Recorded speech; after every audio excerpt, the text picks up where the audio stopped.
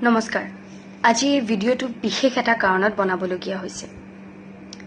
আমি সকলোৱে জানো যে 31 অক্টোবৰৰ পৰা আমাৰ সকলোৰে মৰমৰ জুবিনদাৰ সপোনৰ ছবি ৰৈ ৰৈ বিনালে মুক্তি লাভ কৰিছে ৰৈ ৰৈ বিনালে দাদাৰ বাবে কেৱল এখন সিনেমাই নাছিল আবেগ আৰু বহুত মৰমৰ ছবি এখন আছিল ৰৈ ৰৈ বিনালে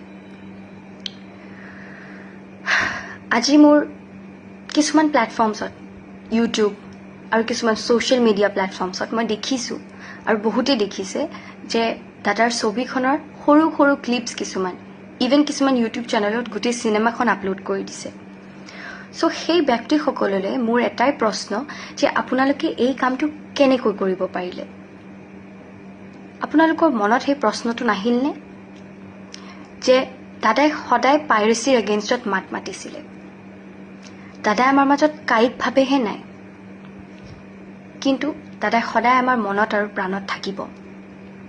দাদাই যদি আজি এইবোৰ কথা গম পালেহেঁতেন দাদাই কিমান কষ্ট পালেহেঁতেন আৰু এই সময়ত আমি দাদাৰ ন্যায়ক লৈও মাত মাতি আছো সো মোৰ প্ৰশ্নটো হ'ল সেই সকল ব্যক্তিয়ে যিসকল ব্যক্তিয়ে ভিডিঅ'সমূহ আপলোড দিছে দাদাৰ ন্যায় বিচৰা নাই নেকি কাৰণ যিসমূহ ব্যক্তিয়ে দাদাৰ ন্যায় বিচাৰিছে সেইসমূহ ব্যক্তিয়ে দাদাই বেয়া পোৱা কাম কেতিয়াও নকৰে সো ইটস মাই ৰিকুৱেষ্ট অনুগ্ৰহ কৰি আপোনালোকে এই ভিডিঅ'সমূহ আপলোড নিদিব প্লিজ